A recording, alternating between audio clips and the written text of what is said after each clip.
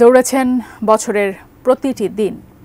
ঝড় বৃষ্টি, দৈন্য জরা, এমনকি তুষারপাত, কোনো কিছুই বাধা হয়নি তার জন্য।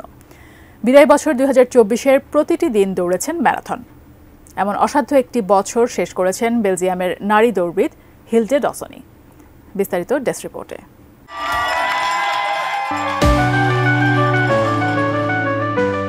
শেষবারের মতো দৌড়েছেন 2024-এর 31 ডিসেম্বর মঙ্গলবার অবধি। উপস্থিত দর্শকরা দৌড় শেষ হওয়ার পর ঘিরে ধরেন ডসনিকে।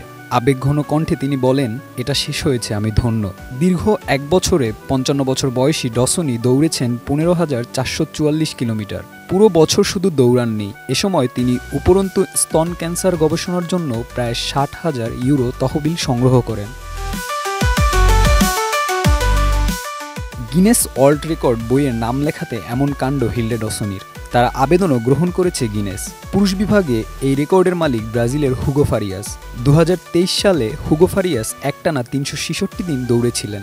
নারী বিভাগে বর্তমানে একটানা 150 দিন ম্যারাথন দৌড়ানোর রেকর্ডের মালিক অস্ট্রেলিয়ার এরচানা মারে বার্টলেট।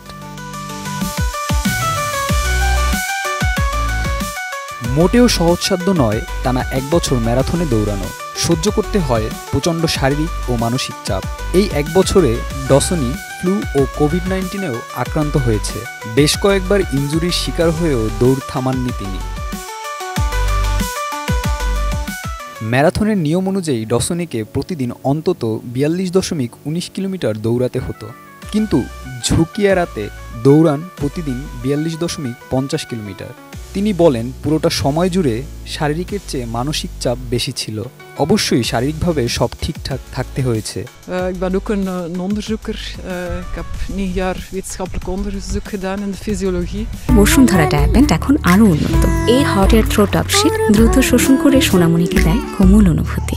একটি রাসায়নিক প্রতিষ্ঠানে জৈব প্রকৌশলী হিসেবে কাজের সুবাদে ডসনি প্রতিদিন খুব সকালে কাজ শুরু করতেন, যাতে দুপুরে ম্যারাথনের জন্য সময় বের করতে পারেন।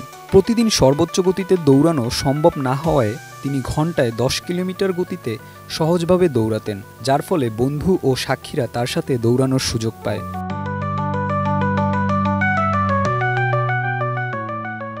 Desk report, ATN news.